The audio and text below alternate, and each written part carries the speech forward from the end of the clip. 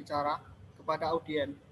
Yang kedua, debat kandidat merupakan serangkaian kampanye dialogis yang dicalonkan oleh KPU manajemen. Yang ketiga, peserta debat memberikan paparan yang logis dengan menggunakan bahasa yang formal dan memperhatikan etika berbicara. Yang keempat, selama debat berlangsung, tim kampanye harus hadir dalam forum tersebut. Yang kelima, 6. Sesi debat 1 dan 2 akan dilakukan oleh ketua dari masing-masing kubu dengan pembahasan 2 mosi. Yang ketujuh, sesi debat 3 dan 4 dilakukan oleh wakil dari masing-masing kubu dengan pembahasan 2 mosi. Yang ke-8, tidak diperbolehkannya menggunakan interupsi. 9. Mari kita mulai dengan mengundi mosi pertama. Untuk debat sesi pertama, yaitu antar ketua, silakan dimulai untuk melakukan spin.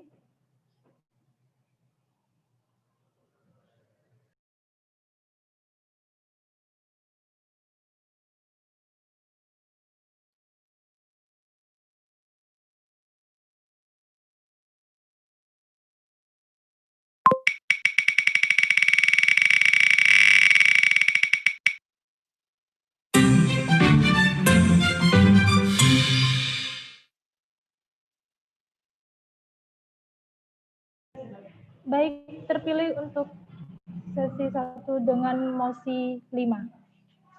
Waktu menyusun argumentasi selama 2 menit.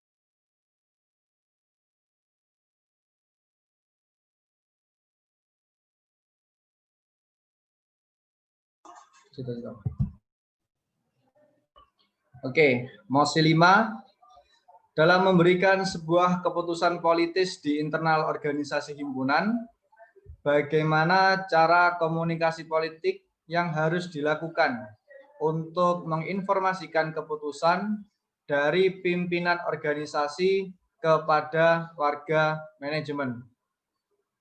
Untuk ini sudah dipahami, teman-teman? Waktu menyusun argumentasi selama 2 menit.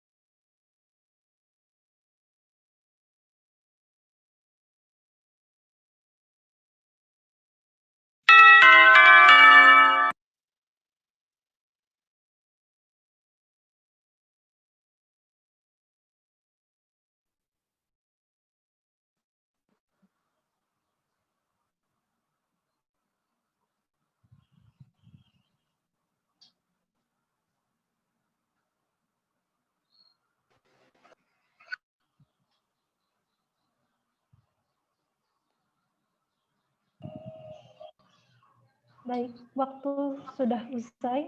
Kita mulai untuk menyampaikan argumentasi dimulai dari ketua nomor urut pertama. Waktu 3 menit dimulai saat Anda berbicara.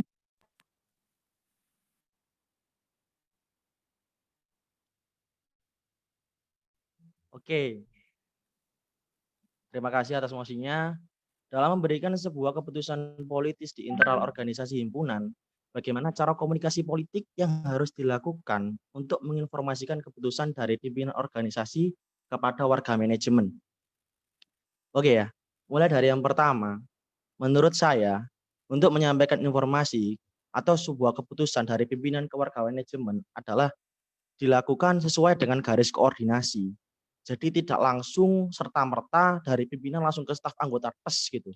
Itu malah nggak baik. Jadi kita lakukan sesuai dengan garis koordinasi yang ada. Jadi nanti penyebaran informasinya dari mulut ke mulut dan dilakukan dengan secara berkala. Bukan toh cuman satu kali kita melakukan mengirimkan informasi yang notabene nanti kita ini di masa pandemi serba online, serba digitalisasi, nantinya maka informasi itu tidak efektif, tidak tersampaikan dengan jelas. Bahkan mungkin informasi itu akan berubah gitu loh. Jadi kita harus menyampaikannya sesuai dengan garis koordinasi yang ada dan dilakukan secara berkala serta memanfaatkan media. Sebagai contoh ya, semisal ada informasi terkait penurunan UKT. Nah, kita dari Himpunan Mahasiswa Jurusan Manajemen harus melakukan pengiriman informasi secara jelas, efektif dan efisien sehingga dapat diterima dengan baik oleh warga manajemen. Semisal ada penurunan UKT dari beberapa klaster 1, klaster 2, klaster 3, klaster 4. Nah, bagaimana kita sebagai Himpunan Mahasiswa Jurusan Manajemen mampu menginformasikan hal itu kepada warga manajemen? Yaitu lewat itu tadi. Semisal kalau masih ada yang belum paham, kita akan masih membuka pendekatan secara personal atau pendekatan secara pribadi. Jadi kita mengirimkan informasi kepada pribadi seorang tersebut yang tidak paham akan informasi tersebut, kita memberikan pemahaman di situ dan kita juga tetap mengawal. Tidak semata-mata informasi itu cuma disampaikan saja tanpa ada pengawalan. Ini semisal contoh ya, penurunan UKT tadi. Jadi poin-poinnya di sini adalah sesuai dengan garis koordinasi, kemudian dilakukan secara berkala dan memanfaatkan media. Media di sini bisa media online maupun media offline. Media online contohnya ada beberapa seperti Zoom, Meet, dan sebagainya. Kemudian media offline bisa dari mulut ke mulut, seperti itu. Contohnya tadi adalah seperti informasi penurunan UKT.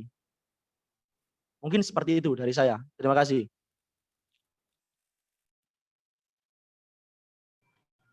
Apa ada tambahan? Sudah.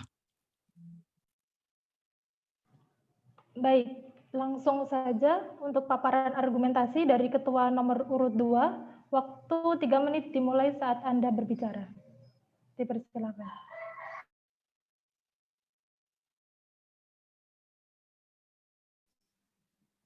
Oke, dalam memberikan sebuah keputusan politis di internal organisasi himpunan, bagaimana cara komunikasi politik yang harus dilakukan untuk menginformasikan keputusan dari pimpinan organisasi kepada warga manajemen. Jadi dalam menyampaikan informasi dari pimpinan kepada warga manajemen, kita menurut saya akan lebih baik jika diadakan sebuah forum. Jadi nanti di dalam sebuah forum itu kita sebagai pimpinan menyampaikan informasi-informasi dan kebijakan-kebijakan yang kita dapat kepada warga-warga manajemen. Karena dengan cara itu informasi tersebut akan lebih cepat akan lebih cepat ditangkap oleh warga-warga manajemen dibandingkan dengan seperti dari mulut ke mulut. Bisa jadi jika melalui dari mulut ke mulut akan menimbulkan sebuah miskomunikasi atau yang malah informasi tersebut tidak bisa sampai ke warga manajemen lainnya. Kemudian di situasi pandemi seperti ini, sebuah forum secara langsung itu memang tidak memungkinkan. Maka dari itu lebih baik kita memanfaatkan media-media yang ada untuk membuat sebuah forum seperti melalui Google Meet atau melalui sebuah forum tersebut kita akan memaparkan sebuah informasi yang kita dapat secara jelas, secara konkret kepada warga manajemen agar warga manajemen lebih paham apa informasi yang diberikan oleh dari pimpinan organisasi kepada warga manajemen tersebut. Mungkin cukup dari saya.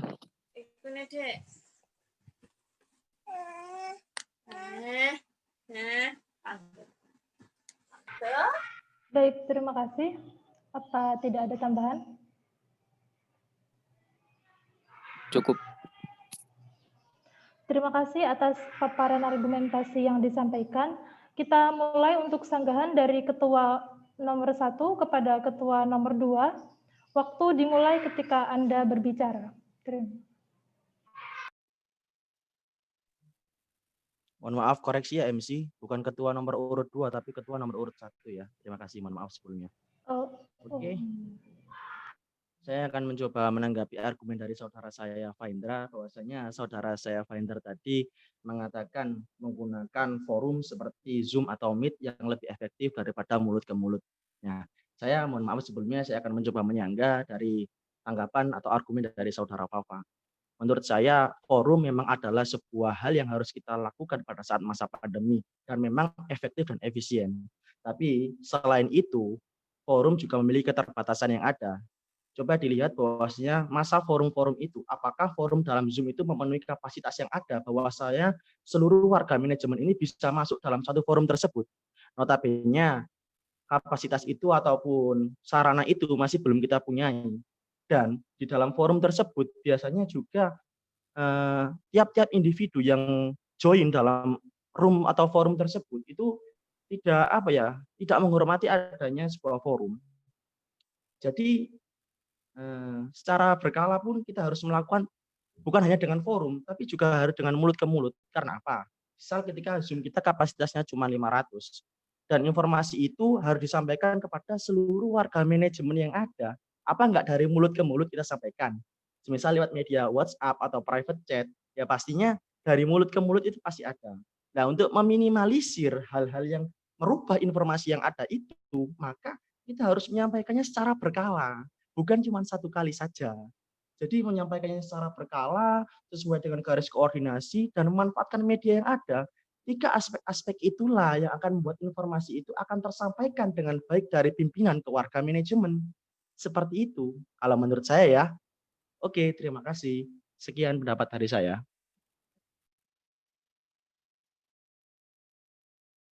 Baik, terima kasih. Dilanjut sanggahan dari Ketua nomor 2 kepada nomor 1. 3 menit dimulai ketika Anda berbicara.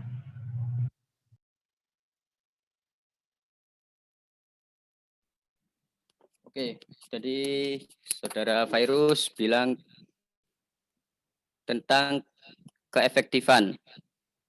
Jadi di sini kalau masalah efektif di masa pandemi menurut saya memang sulit untuk dicapai. Meskipun dari mulut ke mulut, bisa jadi informasi tersebut itu nggak bisa sampai ke warga-warga lainnya. Jadi ya menurut saya juga kurang efektif. Mungkin dengan adanya forum, kita bisa mencakup lebih banyak orang, kita bisa memberi target-target yang lebih luas. Sasarannya ya gimana ya? Warga-warga manajemen itu dalam satu forum itu bisa langsung dapat informasi dari pusat gitu. Maksudnya meskipun tidak bisa mencakup dari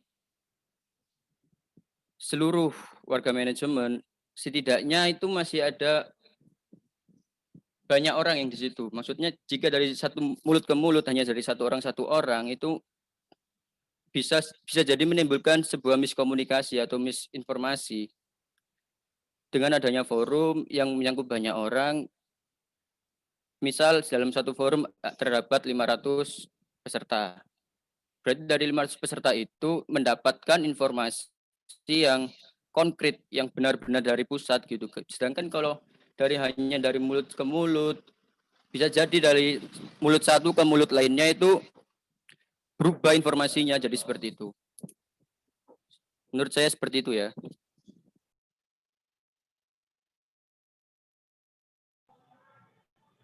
Baik, terima kasih. Closing statement dari Ketua 01, waktu 1 menit dimulai saat Anda berbicara. Oke, terima kasih atas waktunya. Closing statement dari saya bahwasanya suatu informasi itu akan ideal, akan tersampaikan secara baik kepada seluruh rekan manajemen apabila dilakukan dengan 3 cara tadi, bukan hanya sebagai forum ya kalau menurut saya. Yang pertama, ada sesuai dengan garis koordinasi yang ada. Yang kedua, dilakukan secara berkala, bukan hanya 1 kali saja. Dan yang ketiga, ada memanfaatkan media yang ada. Kemudian untuk meminimalisir atau dalam hal ini terjadinya suatu perubahan dalam informasi, maka itu tadi yang saya tekankan dilakukan secara berkala. Toh kalau cuma 500 orang yang join, pasti kan yang lainnya itu pasti dari mulut ke mulut, bukan hanya dari forum saja. Semisal saya nggak bisa join dalam room Zoom, ya pastinya saya akan menyebarkan kepada teman-teman saya. Lah itu dari lewat mulut ke mulut. Maksud saya bukan hanya dari mulut ke mulut saja, tapi juga memanfaatkan media, dikolaborasikan, disinergitaskan dengan mulut ke mulut itu tadi. Ya sekian, terima kasih dari saya. Wassalamualaikum warahmatullahi wabarakatuh.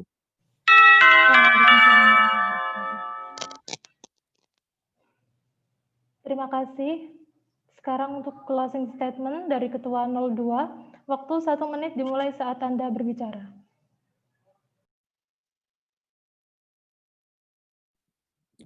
Ya, jadi sebuah miskomunikasi atau misinformasi dalam sebuah organisasi itu memang tidak bisa dipungkiri. Tapi sebagai pimpinan kita harus meminimalisir sebuah miskomunikasi atau misinformasi tersebut dengan cara-cara yang terbaik. Salah satunya dengan memberikan informasi dari pusat langsung ke warga-warganya.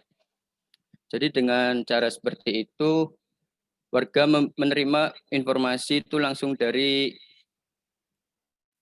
pusat dan berbentuk pesan yang utuh, tidak terkurang dari segi arti atau segi tujuannya. Itu menurut saya. Terima kasih. Baik, terima kasih. Sesi 1 sudah selesai, maka kita akan lanjut kepada sesi kedua. Mari kita mulai dengan mengundi mosi kedua untuk debat sesi kedua, yaitu antara dua ketua. Silakan dimulai untuk melakukan spin mosi.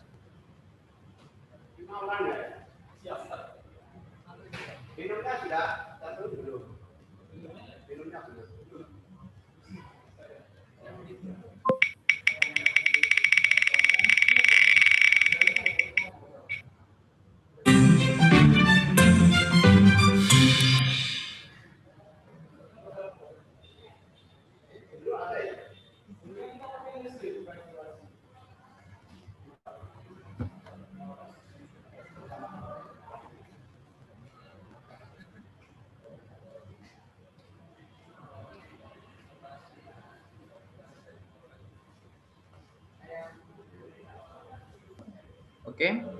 Mosi ke-6, bagaimana langkah Anda dalam memanfaatkan teknologi untuk mendigitalisasi program kerja yang efektif sebagai langkah adaptasi kabinet kerja himpunan pada kondisi pandemi?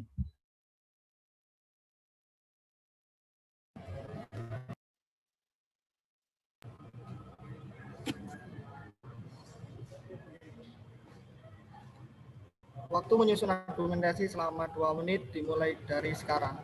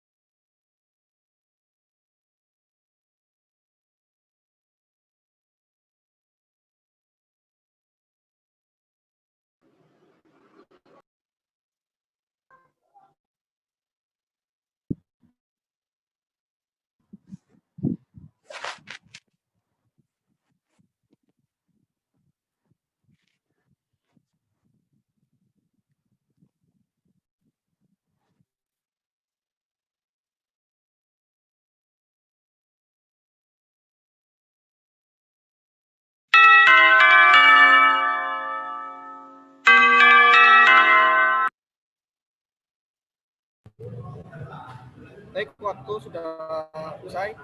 Kita mulai untuk menyampaikan argumentasi, dimulai dari ketua nomor urut 2. Waktu 3 menit dimulai dari saat Anda berbicara.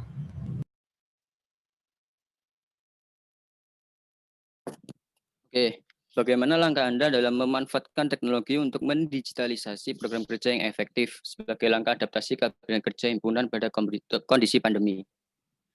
Jadi begini, kemajuan teknologi memang kita tahu sangat pesat, segala hal bisa dilakukan dengan cara digitalisasi. Seperti contoh, saat melakukan pembayaran, saat melakukan pembelian, semua bisa melalui digitalisasi. Dari kemajuan tersebut, sebaiknya kita dapat memanfaatkan untuk menjadi penyokong sebuah kesuksesan program kerja. Nah, dalam hal ini saya memanfaatkan hal tersebut sebagai penyokong kesuksesan program kerja dalam berbentuk manajemen site. Jadi dalam manajemen site di sini itu segala hal informasi dan kegiatan maupun pendaftaran maupun agenda dari kegiatan-kegiatan himpunan mahasiswa jurusan manajemen akan tercantum jadi satu di dalam website tersebut. Mengapa saya membuat seperti itu? Menurut saya dengan adanya mindset ini, informasi-informasi tentang himpunan mahasiswa jurusan manajemen lebih mudah diakses, lebih mudah didapatkan oleh peserta-peserta atau orang-orang yang ingin mengetahui apa saja kegiatan-kegiatan yang diadakan oleh himpunan mahasiswa jurusan manajemen. Selain manajemen set, ada salah satu program kerja yaitu sebuah majalah tahunan. Itu bisa jadi yang biasanya berbentuk hard file, kita rubah bisa jadi menjadi soft file, yang dimana lebih mudah didapatkan dan lebih menghemat kertas, dimana kita tahu produksi kertas yang kita tahu sekarang itu memang sangat merusak lingkungan. Jadi seperti itu menurut.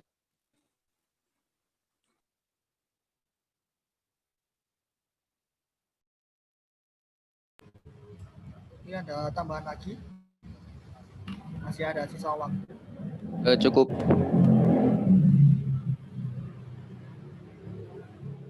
Baik, waktu sudah selesai. Disambut saran argumentasi dari ketua nomor urut 1. Waktu 3 menit dimulai dari saat Anda berbicara. Ya, terima kasih atas waktunya. Oke, bagaimana langkah Anda dalam memanfaatkan teknologi untuk mendigitalisasi program kerja yang efektif sebagai langkah adaptasi kabinet kerja himpunan pada kondisi pandemi? Seorang pemimpin haruslah seorang yang visioner, seorang pemimpin haruslah seorang yang adaptif, bisa menyesuaikan dengan apapun situasi dan kondisi yang ada. Oke, bagaimana langkah Anda dalam memanfaatkan teknologi? Di dunia pandemi seperti ini, penting sekali digitalisasi atau pemanfaatan teknologi. Yang pertama, langkah yang akan saya ambil untuk memanfaatkan teknologi adalah untuk edukasi atau training dalam program kerja kami. Yang kedua, ada sosialisasi terkait bagaimana kita melakukan teknologi, memanfaatkan teknologi itu. Kemudian kita bisa membentuk sinergitas dengan teknologi itu. Kan kita tidak bisa tatap muka, oleh karena itu kita bisa menjalin sinergi dengan memanfaatkan teknologi itu. Kemudian kita bisa berkolaborasi dengan memanfaatkan teknologi. Kemudian kita bisa membentuk suatu komunitas dengan memanfaatkan teknologi. Kita juga bisa menyalurkan gerakan kita sebagai gerakan mahasiswa, yaitu sebagai agent of change dan social control dengan menuangkan tulisan-tulisan kritik-kritik sosial kepada kebijakan-kebijakan yang ada. Kemudian dari gerakan itu kita akan menghasilkan sebuah perubahan. Perubahan tidak akan lahir tanpa adanya gerakan. Oleh karena itu adalah bentuk dari implementasi budaya mahasiswa, yaitu aksi. Dalam hal ini adalah aksi memanfaatkan teknologi untuk digitalisasi dalam program kerja himpunan mahasiswa pada kondisi pandemi. Jadi program kerja yang bisa kita ambil untuk diadaptasikan dengan hal-hal yang digitalisasi dengan pemanfaatan teknologi sangat banyak sekali. Mulai dari LKMMTD yang konsepnya sebenarnya adalah offline, tapi bisa kita ubah menjadi online. Mulai dari seminar yang kita ubah menjadi webinar, dan kita akan memanfaatkan di sini adalah kalau saya tekankan di IG Mana Vanessa. Karena apa? Saya lebih tidak tertarik dengan dengan website. Kenapa? Karena website sendiri ini adalah sangat jarang sekali yang membuka, sangat jarang sekali yang punya website. Jadi yang saya tekankan di sini adalah IG itu sendiri. Karena apa? Karena pengguna dari IG itu sangat banyak sekali. dan bagaimana informasi itu cepat sekali terjaring lewat IG. Oleh karena itu, saya akan memanfaatkan IG Mana Vanessa untuk reach, untuk meraih, untuk menginformasikan, untuk memanfaatkan teknologi, untuk digitalisasi setiap informasi, setiap program kerja, dan setiap hal-hal baru kita manfaatkan di IG itu. Kalau saya sendiri ya. Sekian, terima kasih. Itu adalah pendapat atau argumen saya. Wassalamualaikum warahmatullahi wabarakatuh. Mungkin ada tambahan, masih ada sisa waktu.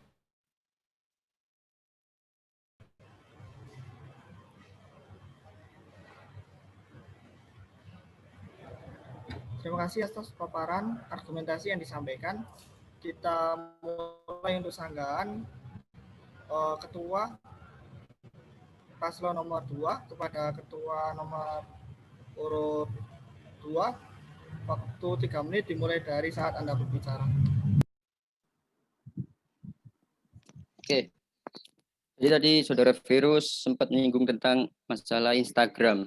Jadi menurut saya kalau Instagram itu memang efektif, tapi tidak gimana ya, kuota untuk membuka Instagram itu menurut saya lebih besar daripada membuka sebuah website. Jadi daripada kita mencari informasi dari Instagram yang akan menyedot kuota sekian banyaknya, menurut saya lebih baik disinergikan menjadi sebuah website tersebut dicantumkan di dalam sebuah Instagram tersebut. Jadi selain melihat konten-konten di Instagram tentang Mana Vanessa, para warga-warga manajemen atau mahasiswa-mahasiswa lainnya itu bisa mengklik atau membuka sebuah website yang kita sudah susun. Bagaimana kreativitas kita itu tertuang pada website tersebut, baik dari segi penataan website atau segi dari menyampaikan informasi di website. Jadi menurut saya kalau hanya mengandalkan Instagram itu menurut saya kurang. Jadi seperti itu.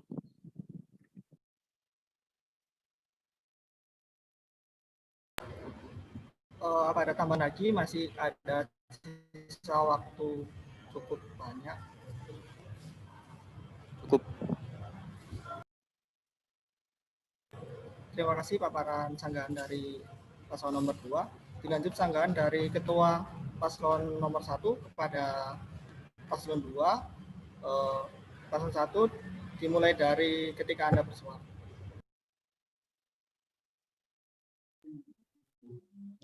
Oke, terima kasih atas pendapatnya atau sanggahannya dari saudara saya Faindra. Bahwasanya saudara saya Faindra ini menekankan adanya manajemen website ya. Dalam hal ini kita membentuk suatu website di mana akan kita paparkan semua informasi yang ada di situ. Oke, kalau menurut saya itu tidak terlalu efektif. Karena apa? Saudara Faindra tadi menyebutkan bahwasanya hemat kuota. Kan kita ini sebagai mahasiswa dapat kuota dari Kemendikbud. Oh ya, bisa dimanfaatkan buat itu kan, bukan hanya untuk melihat website. Kalau kita beralasan tentang kuota, kita ini seorang mahasiswa yang agent of change dan social control. Semua mahasiswa pasti punya kuota, bukan hanya kuota, kita juga bisa mengaksesnya lewat warung atau wifi yang tersedia dalam setiap tempat nongkrong. Bukan hanya bisa kuota, tapi wifi pun juga tersedia. Kita ini seorang agent of change, kita social control harus bisa. Saya website itu kontennya cuma monoton itu saja. Tapi kalau kita bisa menggunakan IG dengan semaksimal mungkin, dibantu dengan teman-teman yang telah berpengalaman dalam hal itu, dalam aspek itu, maka IG ini akan menjadi suatu pendorong, penyokong digitalisasi kita, penyokong kemodernitasan kita, gitu. Jadi seorang ketika kita berbicara secara individu ya, kamu ngerti, kamu tahu IG-nya Mana Vanessa, isinya ini itu. Jadi kita bisa memanfaatkan IG di situ karena apa? Jangkauannya lebih luas, merich-nya setiap individu, setiap ekosistem yang ada di jurusan manajemen pun lebih mengena. Karena apa? Karena di IG itu kontennya lebih kreatif dan penggunanya lebih banyak daripada website. Jadi kalau kita beranggapan bahwa kuota menghalangi kita untuk membuka IG, tapi kita ini pasti dalam bidang sosial, dalam kehidupan sehari-hari kita pasti selalu membuka IG. Bukan begitu? Pasti seperti itu. Jadi kalau kita beralasan tentang kuota itu menurut saya tidak cocok lah. Karena kita juga mendapat kuota dari Kemendikbud dan kita juga punya sarana dan prasarana yang banyak sekali di lingkungan kita, di lingkungan sosial kita, di lingkungan warung-warung sekitar ada WiFi yang tersedia. Sekian, terima kasih dari saya. Wassalamualaikum warahmatullahi wabarakatuh.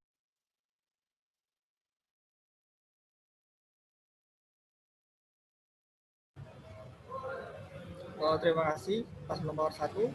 Selanjutnya dilanjutkan oleh closing statement dari Ketua paslon nomor 2. Waktu 1 menit dimulai saat Anda berbicara.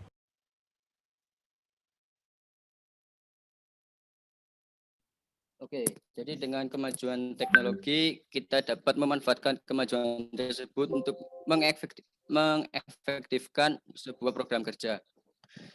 Jadi kita sebagai pemimpin harus memberikan inovasi-inovasi tentang program kerja di masa pandemi seperti ini dengan memanfaatkan kemajuan teknologi tersebut. Terus untuk adaptasi kabinet kerja pada kondisi pandemi, menurut saya kita akan mensosialisasikan tentang digitalisasi program kerja yang akan terjadi di himpunan mahasiswa jurusan manajemen. Itu saja, terima kasih. Assalamualaikum warahmatullahi wabarakatuh. Waalaikumsalam.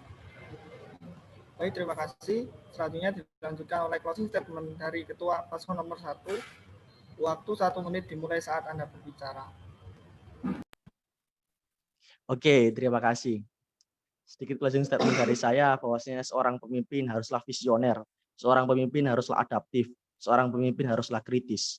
Oleh karena itu, bagaimana kita memanfaatkan teknologi untuk mendigitalisasi seluruh rangkaian program kerja kita di masa pandemi, maka kita harus memanfaatkannya lewat edukasi, memanfaatkannya lewat sosialisasi, memanfaatkannya dengan sinergisasi, memanfaatkannya dengan kolaborasi, dan kita akan bisa membentuk suatu gerakan mahasiswa. Saya tekankan lagi, suatu perubahan tidak akan terjadi tanpa adanya gerakan. Oleh karena itu, sekian dari saya. Terima kasih. Wassalamualaikum warahmatullahi wabarakatuh.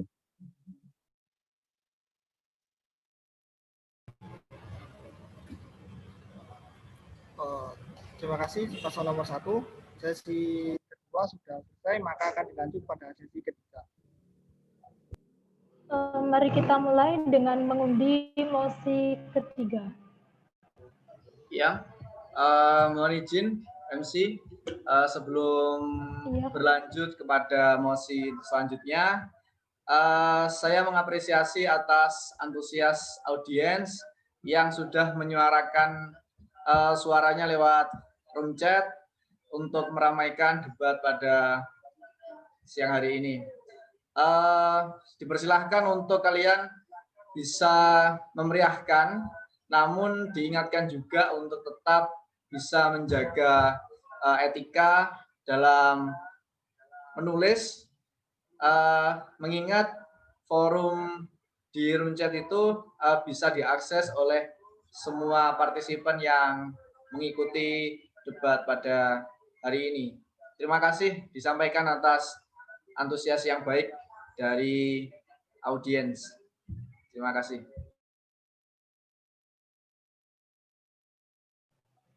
Langsung disambung ke sesi ketiga, Kak. Baik.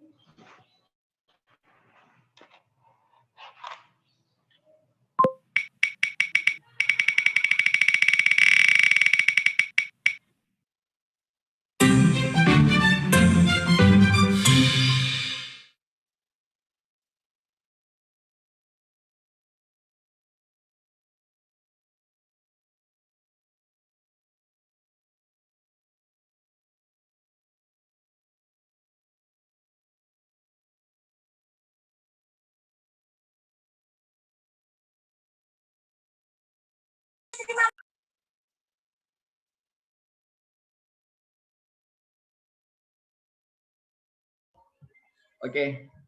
Kajian isu politik dan hukum sering dilaksanakan, walaupun disiplin ilmunya adalah manajemen. Bagaimana Anda menyikapi terkait dengan pernyataan tersebut?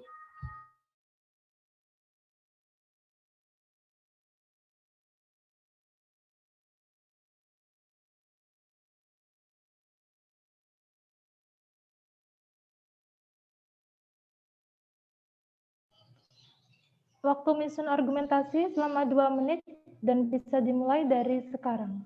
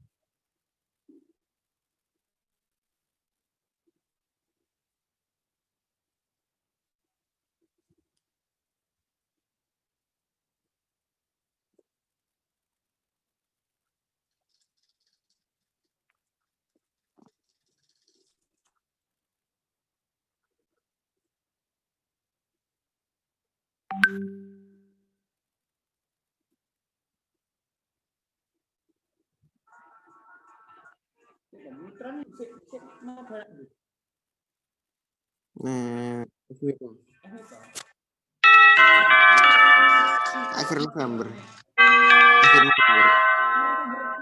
Oh. Baik, waktu menyusun argumentasi sudah habis. Silakan untuk menyampaikan argumentasi dimulai dari Wakil Ketua nomor urut 1. Waktu 3 menit dimulai saat Anda berbicara. Baik, assalamualaikum warahmatullahi wabarakatuh. Terima kasih atas waktunya. Tentang kajian isu politik dan hukum sering dilaksanakan walaupun disiplin ilmunya adalah manajemen. Bagaimana Anda, bagaimana kita menyikapi terkait dengan pernyataan tersebut? Pertama akan saya katakan bahwa politik dan hukum itu tidak bisa terlepas. Keduanya itu merupakan satu kesatuan seperti yin dan yang dalam budaya Cina. Kemudian politik dan hukum ini sedikit besarnya itu masih mempengaruhi kegiatan ekonomi kita. Seperti halnya adanya RUU kemarin, yang mana hal itu masih termasuk dalam isu politik, namun itu berpengaruh dengan kegiatan ekonomi yang terjadi di Indonesia. Oleh karena itu, kajian ilmu politik dan hukum itu juga sering dilaksanakan seiring dengan adanya relasi antara ilmu tersebut, politik dan hukum, dengan ilmu yang sedang kita pelajari, ilmu manajemen ataupun lagi saya tekankan bahwa pada dasarnya politik dan hukum itu tidak bisa dipisahkan. Sekarang bagaimana saya menanggapi hal tersebut, menanggapi pernyataan tersebut. Seringnya kajian yang dilakukan ilmu politik dan hukum daripada ilmu ekonomi sendiri. Di program kerja yang sudah kami canangkan sebelumnya, saya bersama wakil saya bersama ketua saya, Virus, ada namanya IBM, Inkubator Bisnis Management, yang mana di dalamnya nantinya itu akan ada kajian juga seputar ilmu ekonomi, di mana nantinya di dalam juga akan ada sedikit menyenggol sedikit tentang politik dan hukum yang ada di Indonesia. Karena bagaimanapun juga kegiatan ekonomi kita masih mendapatkan intervensi daripada pemerintah. Seperti itu. Jadi sekali lagi saya tekankan bahwa politik dan hukum itu masih ada dalam disiplin ilmu kita. Sebagai contoh konkretnya apa? Dalam ilmu yang kita pelajari ada yang namanya hukum bisnis. Hukum bisnis yang mana mencakup kegiatan atau ilmu hukum yang ada di Indonesia dalam berkegiatan ekonomi. Ada juga hukum bisnis internasional, yang nantinya kegiatan ekonomi kita tidak hanya akan berlangsung di domestik, melainkan juga di kemancanegara. Jadi politik dan hukum itu masih hal yang wajar untuk dilaksanakan karena beriringan dengan ilmu yang sedang kita pelajari. Ini saja yang bisa saya sampaikan. Wassalamualaikum warahmatullahi wabarakatuh. Saya kembalikan ke moderator, MC. Waalaikumsalam warahmatullahi wabarakatuh. Terima kasih. Disambut oleh paparan argumentasi dari Wakil Ketua nomor urut 2. Waktu 3 menit dimulai dari Anda berbicara.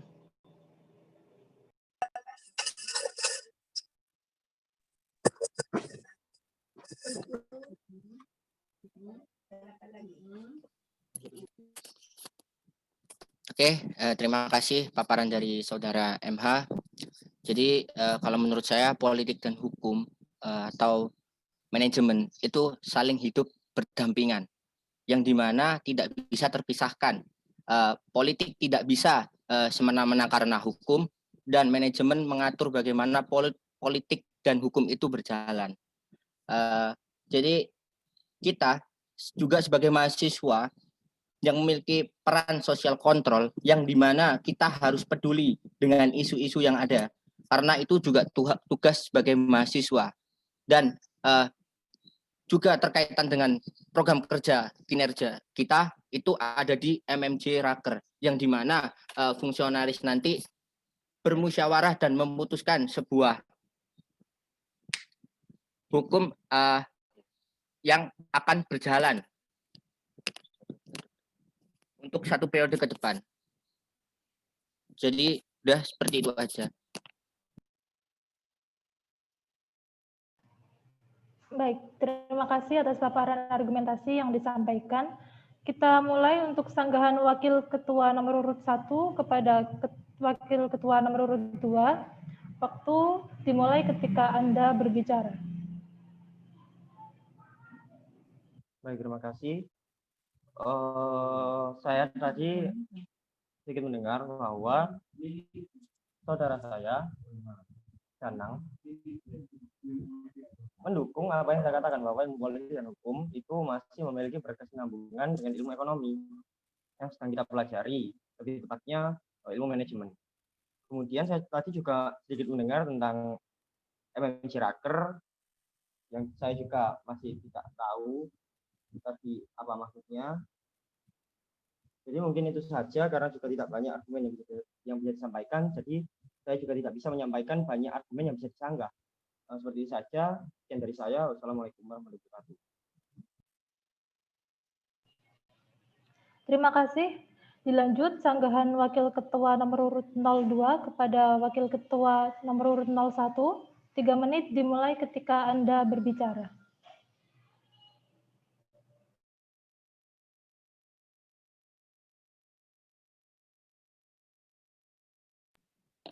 Oke, terima kasih atas sanggahannya. Jadi menurut saya benar apa yang dikatakan Saudara MH, kalau politik dan hukum itu memang saling hidup berdampingan dan tidak bisa dipisahkan dengan manajemen. Oke, mungkin itu saja. Baik, terima kasih. Closing statement dari Wakil Ketua nomor urut 01, waktu 1 menit dimulai saat Anda berbicara.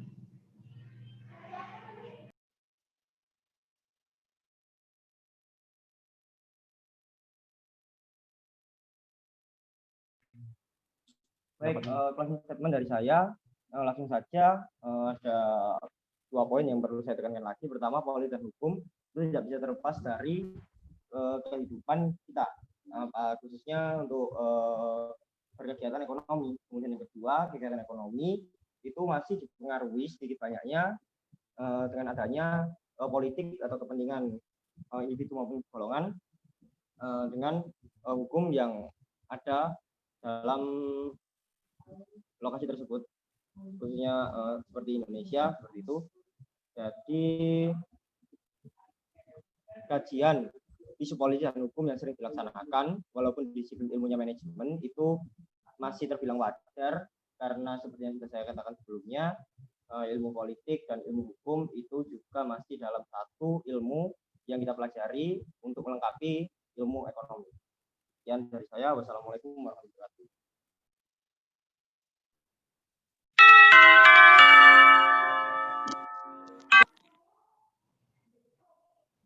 Terima kasih. Closing statement dari Wakil Ketua nomor urut 02, waktu 1 menit dimulai saat Anda berbicara.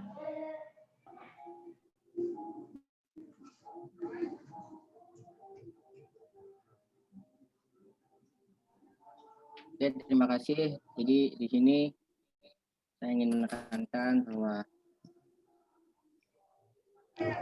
politik dan hukum atau manajemen itu saling berdampingan, dan dikarenakan manajemen, yaitu apabila tidak adanya politik dan sarana hukum, maka proses dalam pembentukan manajemen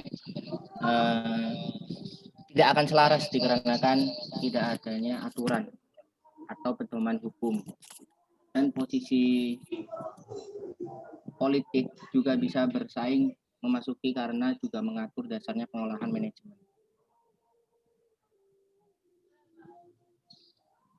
Terima kasih.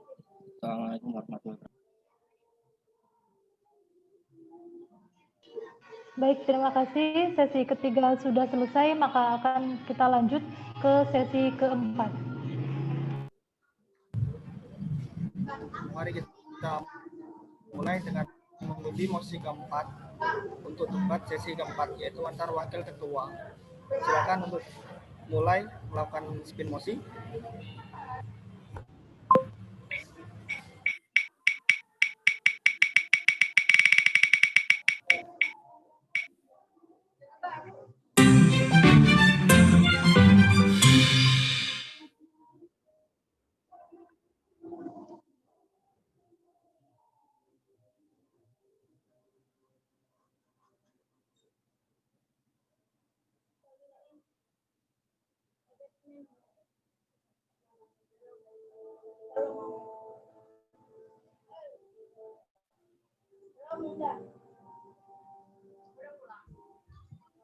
Mosi ketiga, bagaimana langkah pendekatan harmonis antara pimpinan himpunan dengan warga yang dipimpin dalam rangka menarik simpatis dan menampung aspirasi dari warga manajemen.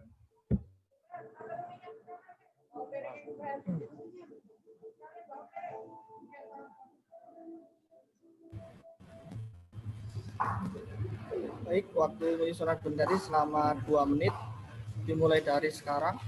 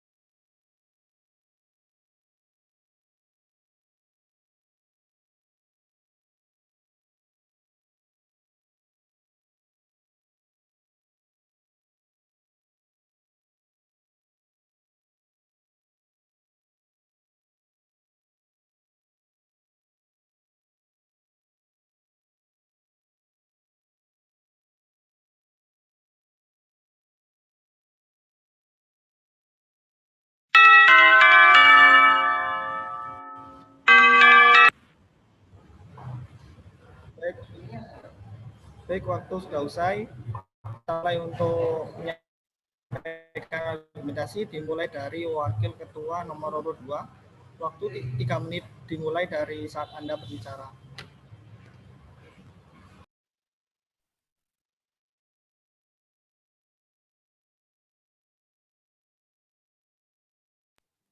Oke, terima kasih. Jadi, bagaimana langkah pendekatan harmonis antara pimpinan himpunan dengan warga yang dipimpin dalam rangka menarik simpatis dan menampung aspirasi dari warga manajemen.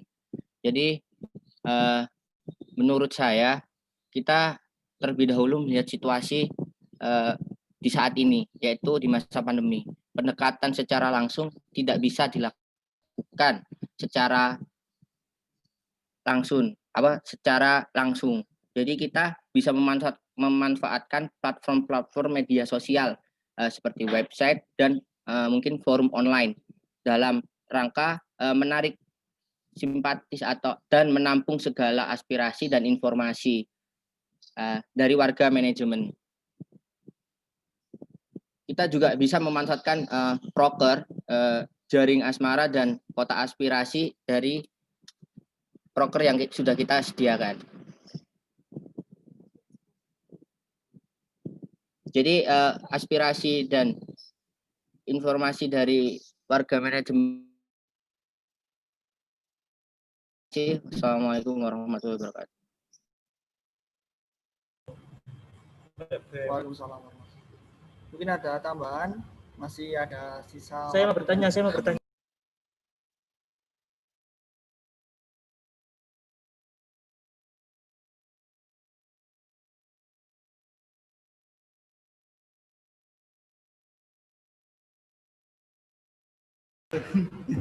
Iya, Mas Tio.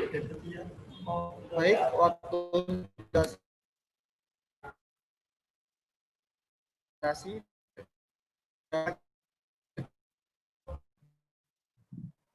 saat Anda berbicara.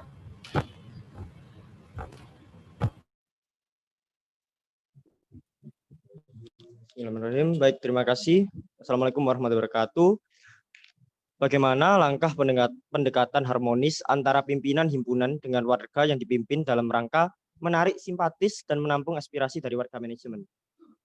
Baik, pertama berarti ini ada secara personal. Nantinya apabila insya Allah saya dan saudara saya ini Virus bisa menjadi pemimpin dari HMJ, Himpunan Mahasiswa Jurusan Manajemen periode 2021, yang kami tekankan pertama, pemimpin hanya ada di dalam forum. Jadi di luar forum kami tetap teman-teman sebaya daripada warga manajemen. Kemudian menjadi pemimpin bukan berarti nanti kami tidak bisa melakukan pendekatan karena sekat yang mungkin aneh-aneh, jadi kami tetap merendah. Jadi untuk menjawab bagaimana langkah pendekatan harmonis, pertama ada pendekatan secara personal, di mana nanti ini juga ada pendekatan melalui program kerja. Jadi kan sudah ada divisi advokesma, advokasi dan kesejahteraan mahasiswa. Dalam fungsi advokasi, jadi melalui program kerja jaring asmara dari advokasi ini kita bisa melakukan 2 kegiatan. Yang pertama adalah kegiatan jaring asmara secara formal dan juga jaring asmara secara non formal. Formal sendiri mungkin nanti bisa dilakukan forum, kemudian mengadaptasi dari kegiatan dari apa yang sedang terjadi di tahun-tahun ini, dalam bulan akhir-akhir ini adanya pandemi, jadi kita bisa melakukan forum formal jaring asmara secara online. Kemudian dengan sesama warga manajemen yang berdomisili di Surabaya, mungkin nanti akan ada jaring asmara yang non formal, bisa dilakukan dengan nongkrong sehingga bisa menghilangkan sekat. Sekat ini nanti yang bisa menghambat warga yang ingin menyampaikan aspirasinya. Nah, harapannya dari diskusi non formal ini bisa tersampaikan seluruh aspirasi dari warga manajemen kepada divisi advokesma ataupun nanti langsung kepada pemimpin ini, saya dan juga saudara saya Virus, sehingga diskusi nanti bisa berjalan mengalir dan aspirasi dapat tertampung dengan sempurna. Mungkin itu saja yang bisa saya sampaikan. Warahmatullahi wabarakatuh. Saya kembalikan ke moderator atau MC. Waalaikumsalam warahmatullahi disampaikan. Kita mulai untuk sanggahan wakil ketua nomor 2 kepada wakil ketua nomor 2. Waktu 3 menit mulai dari saat Anda.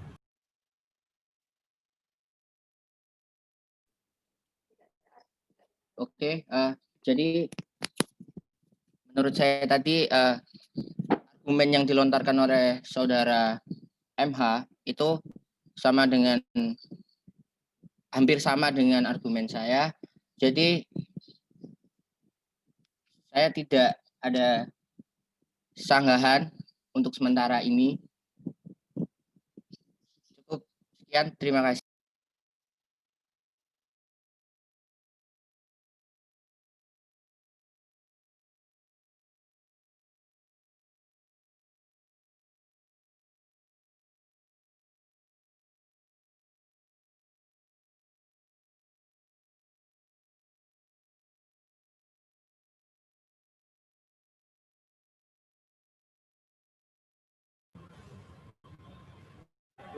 Tambahan mungkin atau sanggahan masih sisa waktu.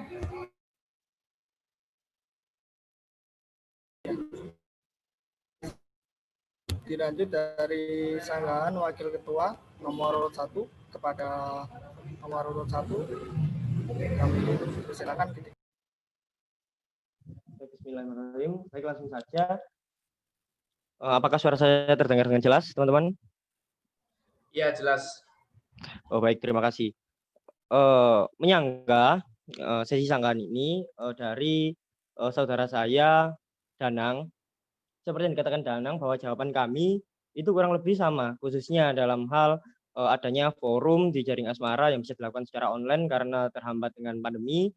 Juga apa yang dikatakan Danang, bahwa kalau memang kita satu frekuensi dan memang itu merupakan solusi yang baik, kenapa harus disanggah? Bukan begitu, saudara Danang? Benar seperti itu, saudara MH.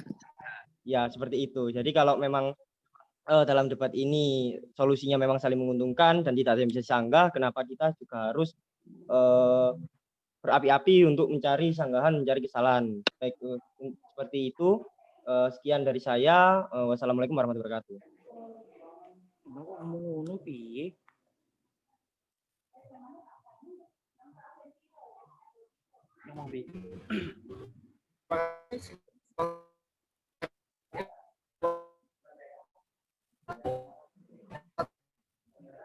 Mulai sangat berbicara.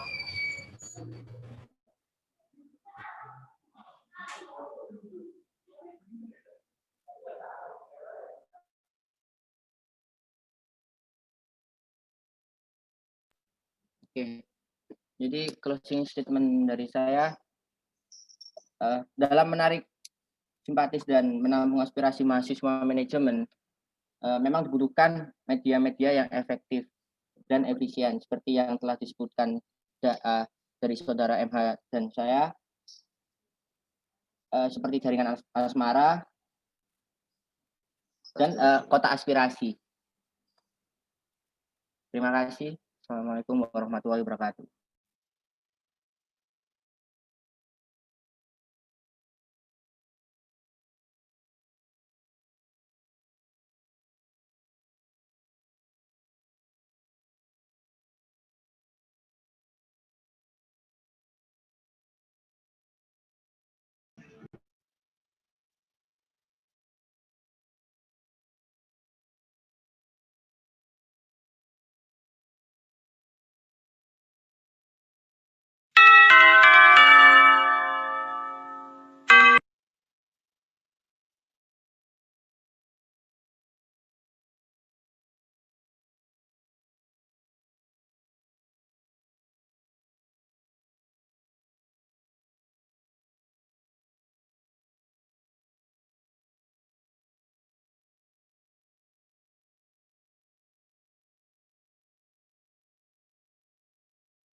Halo. Silakan untuk MC bisa dilanjut kalau sudah selesai.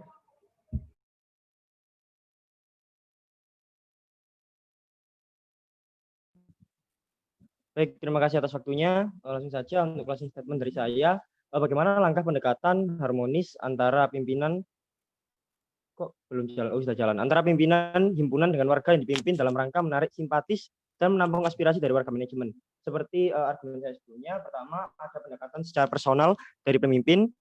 Yang kedua itu melalui fungsi advokasi dari Advokesma, juga di dalamnya ada program kerja Jaring Asmara. Jaring Asmara sendiri bisa dibagi menjadi dua, yakni kegiatan diskusi secara formal, jaring aspirasi mahasiswa secara formal, bisa lewat Zoom, Google Meet, ataupun media lainnya, nanti bisa dilakukan forum secara online.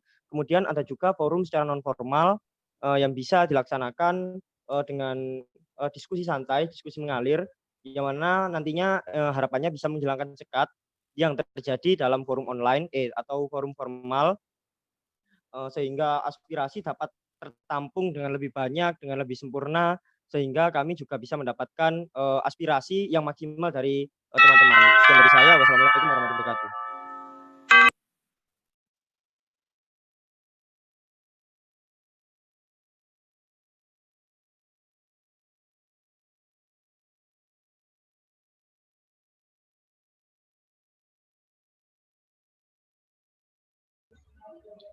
Terima kasih untuk teman-teman yang sudah memberikan paparan.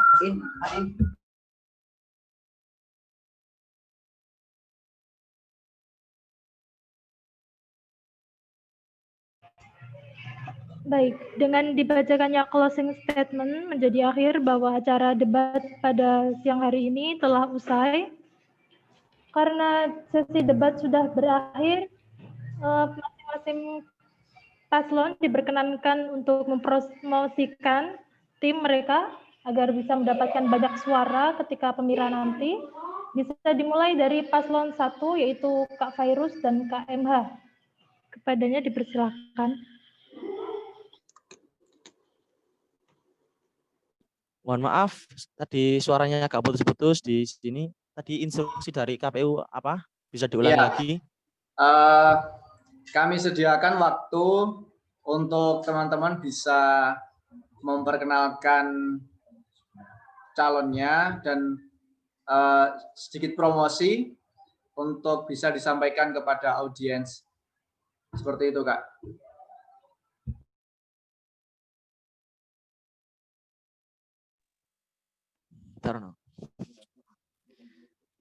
Iya, terima kasih atas waktunya dari Kak Dubi. Oke, terkait promosi ya, izinkan kami memperkenalkan diri terlebih dahulu. Perkenalkan, nama saya Ahmad Fairuz Abadi dari kelas manajemen 2019I sebagai kandidat calon ketua paslon nomor urut 1 bersama rekan saya MH Maulana Firdaus yang juga dari manajemen 2019I. Jangan lupa berpartisipasi dalam rangkaian Pemira Fakultas Ekonomi tahun 2020.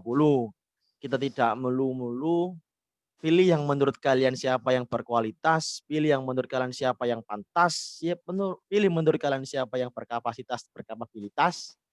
Oke, sedikit itu dari saya, karena kita MH dan Fairuz atau Fairuz dan MH membawa awal yang baru. Jangan lupa berpartisipasi di Pemira FE tahun 2020. Tanggal 28 Desember. Oke, jangan lupa vote kami ya, oke? Nomor 1. Satu kali. Terima kasih saudara MH dan juga Fairuz.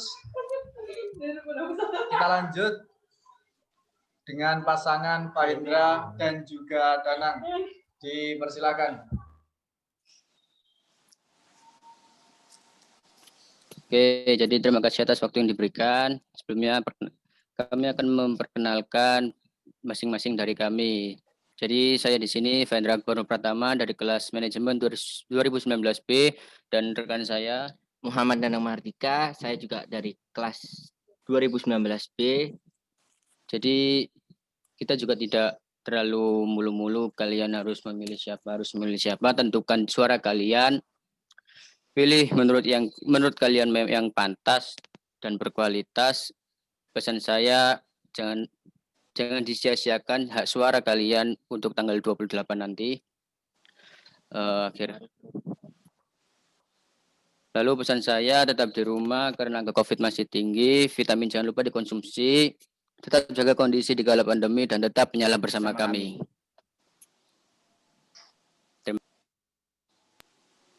Oke, disampaikan terima kasih untuk kedua pasangan calon. Disampaikan terima kasih kepada seluruh audiens yang sudah hadir pada debat sore hari ini. Saya ucapkan banyak-banyak terima kasih, terutama pada tim kampanye yang sudah mengumpulkan audiens untuk memeriahkan debat pada sore hari ini. Di dalam room chat banyak sekali percakapan terkait dengan dukungan antara paslon 01 dan juga paslon 02. Teman-teman silahkan disikapi dengan arif dan bijaksana. Itu adalah suara-suara dukungan yang akan memberikan semangat baru kepada teman-teman untuk maju ke Pemilu 2020 tanggal 28 Desember. Saya informasikan semua surat ketetapan dan juga surat keputusan bisa dilihat informasi satu pintu ada di official KPU jurusan manajemen. Dan di situ sudah kita launching juga untuk official account dari masing-masing calon. Jadi sudah bisa dimulai ketika dari kami sudah melakukan publikasi mana official account yang sah. Jadi nanti bisa dicek dari teman-teman paslon bisa dimulai untuk berkampanye dan tetap menjaga solidaritas dan juga isi kontennya saya harap diperhatikan untuk menggait para audiens. Mungkin itu dari saya. Terima kasih. Untuk selanjutnya saya sampaikan ke Master of Ceremony. Baik, terima kasih Kak Dubi. Jangan lupa teman-teman untuk ikut nyoblos juga dan jangan golput. Pilih sesuai dengan hati nurani kalian. Baik, tidak terasa kita sudah berada di penghujung acara. Sebelum kita akhiri acara pada hari ini, marilah kita berdoa sesuai dengan kepercayaan masing-masing. Berdoa dimulai.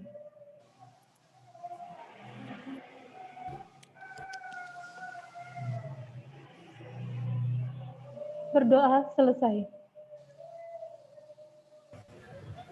Terima kasih kepada para kandidat serta telah mengakhiri acara ini. Yang mengakhiri kami selaku pembawa acara mewakili seluruh panitia jurusan manajemen. Mohon maaf apabila ada perlakuan atau perkataan yang kurang berkenan. Sekian.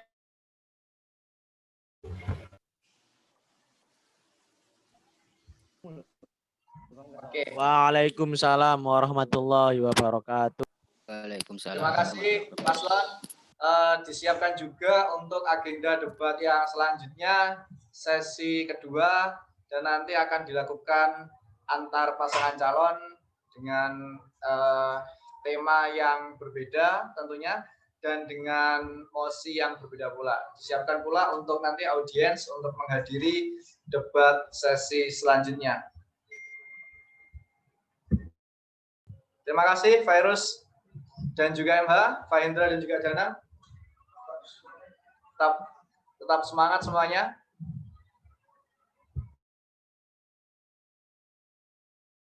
Semangat Dubi. Oke, thank you.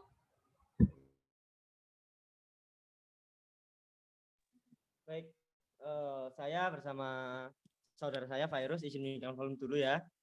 Terima kasih buat semuanya. Terima kasih telah hadir. Terima kasih telah menyaksikan. Terima kasih telah memeriahkan. Wassalamualaikum warahmatullahi wabarakatuh.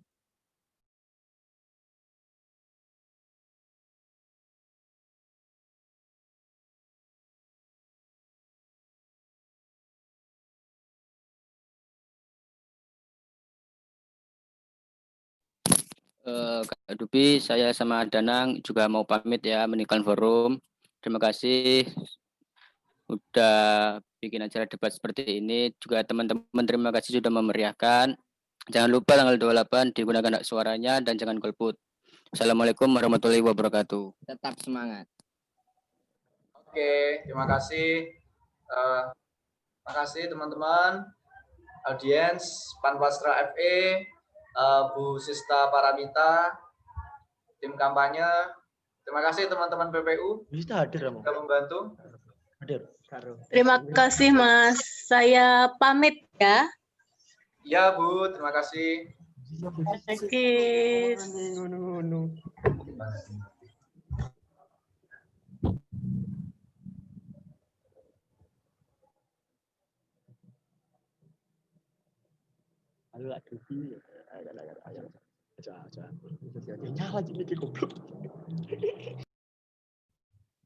Oke, makasih ya dari Panwastra FE, izin pamit. Iya. Waalaikumsalam. Waalaikumsalam warahmatullahi wabarakatuh. Makasih. Kalau ada fungsionaris yang datang, terima kasih sudah hadir. Mas Fuad, terima kasih.